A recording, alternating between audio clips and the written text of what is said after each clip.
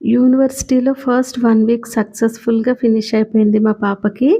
మేము తీసుకురావడానికని వెళ్తున్నాం Friday evening. సడెన్‌గా కార్‌లో ఏసీ ఆగిపోయింది.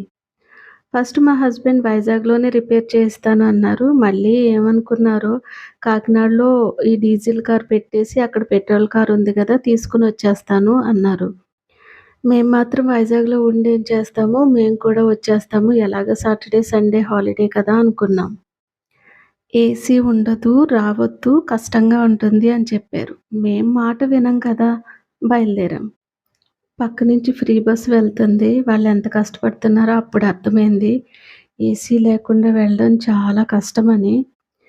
మేము ఎలాగో లేట్ కమర్స్ అని మీకు తెలుసు కదా!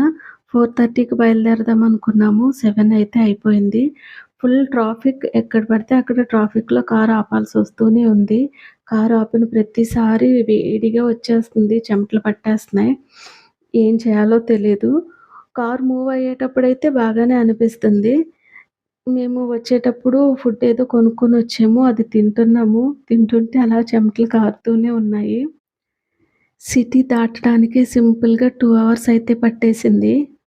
మా హస్బెండ్ మమ్మల్ని ఏడిపిస్తున్నారు. "ఫ్రీ బస్ ఎక్కుతానన్నావు కదా! ఇప్పుడు ఎక్కుతావా" అని. నేను అంతగా ఏమి కాంప్రమైజ్ అయ్యే టైప్ కాదు కదా!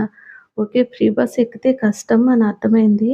కానీ ఇప్పుడు కాదు వింటర్‌లో ఎక్కుతానని చెప్పాను. ఎలా అయినా ఫ్రీ బస్ ఎక్కాలి.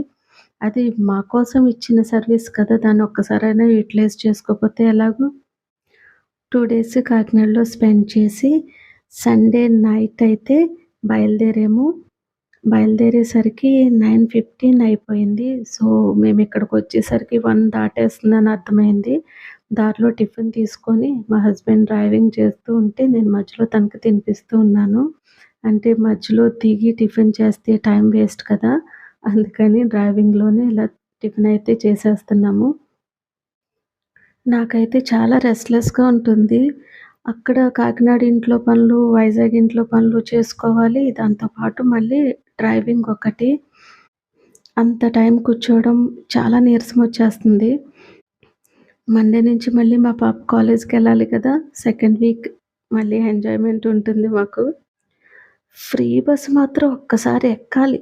ఓకే. బాయ్ మరి.